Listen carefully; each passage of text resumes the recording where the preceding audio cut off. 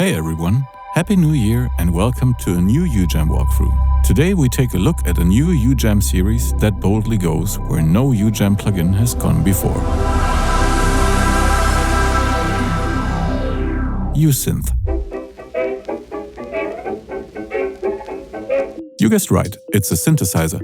Being the first UJAM synthesizer ever, you could think that this is new territory. But that's both true and wrong at the same time. And that's because of this guy. No wait, this guy. That's Gorges. He's from UJAM, but not only that, to people who studied at the Academy of Applied Synthesizers, this guy is a well-known household name. Ever since sometime in the 80s or so, people read his impertinent yet intimidatingly competent articles in US, German, Japanese, and I don't know where else Keyboards magazine. We shivered in the presence of his ultimate geekdom when it was revealed that he was one of the maybe 4 people worldwide who knew how to actually program FM synthesizers. He's been at the helm of many synth development projects before, so it's safe to say that while this is officially UJAM's first synthesizer, it's actually the product of a rather long thought process. And this thought process goes like this. Synthesizers are complicated and annoying. And UJAM is a company that prides itself with making things simple and effective, so that results in a rather obvious challenge. Not to make the umpteenth synth with just one synthesis technique but 80 knobs, but the opposite. Something that can do more while at the same time being almost offensively simple. So that was the goal. Let's take a look at the actual result, starting with a hopelessly nerdy list of what types of synthesis techniques this thing can do. It does subtractive synthesis, and FM synthesis, and wavecadle synthesis, or LA-style synthesis, or fully sample-based synthesis with an army of different oscillator types. And the 2 punchlines are 1, you don't have to care about any of that, and 2, it does all this with 5 knobs. 5. Just count them. I know you won't. This obviously leads us directly to the question of how this is done. Let's take this knob as an example. This is what usually would be called the envelope. Here it's called fast-slow. Why? Because that's what an envelope does. And people who haven't studied at the Academy of Applied Synthesizers don't need to know what an envelope is to make music. So, envelopes. If it's the ADSR variant, it needs 4 parameters. Attack, decay, sustain, release. This one adds a sustain time parameter, so 5 instead of 4. This one has an 8-stage envelope. This one has just a 5-step envelope, but with separate time settings for each step, so 10 parameters overall. And don't get me started on this one. It's got 7 stages, 7 times, 7 levels or something, and that's just one of the 7 different modes. Are you bored yet? Now let's contrast this with the real-life question of what you need an envelope to actually do. Let me take one of the most archetypical synthesizer sounds there is, the Synth Brass. This is what it sounds like. Now, what else would one do with it timing-wise? You could essentially make this faster for a more synthetic, aggressive sound, or make it slower to get a pad-like quality, or something in between.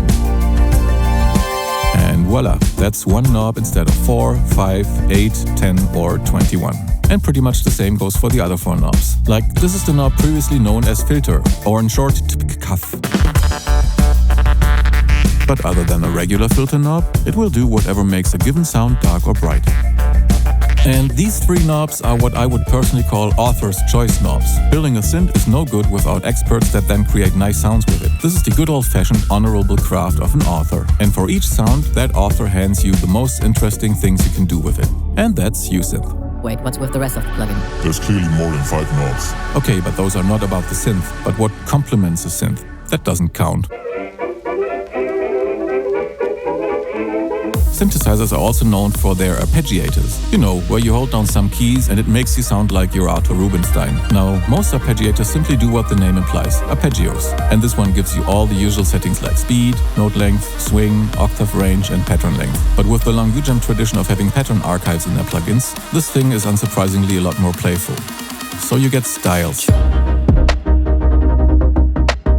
All with UJAM's typical variations, going from sparse to busy, much like in this plugin or those plugins. And there's fun little touches like DJ-style mute and loop knobs or speed multiplier knobs. Lots of possibilities to take this as a starting point, but then make it your own. Synths and effects truly go rather nicely together, so you also get a synth-optimized finisher. Want a bit of overdrive? There you go. Your name is Kim Wilde and you need an old phaser for your string machine? Have an old phaser.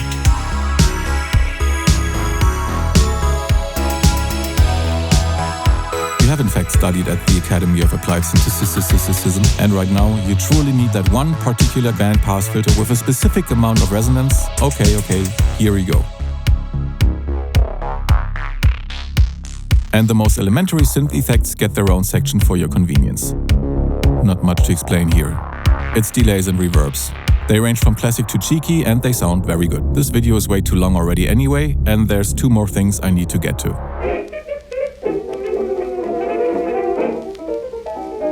Some synthesizers have a randomizer function.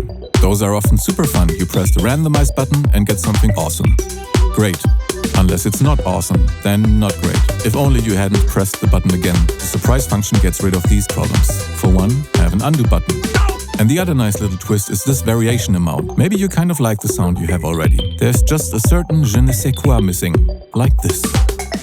Or a little more, maybe slightly altering the effects as well. Or you know what, screw it, just throw everything up in the air and see what happens.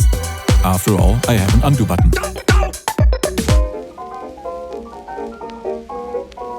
Usynth starts with 3 titles: Caramel, Euphoria, and 2080.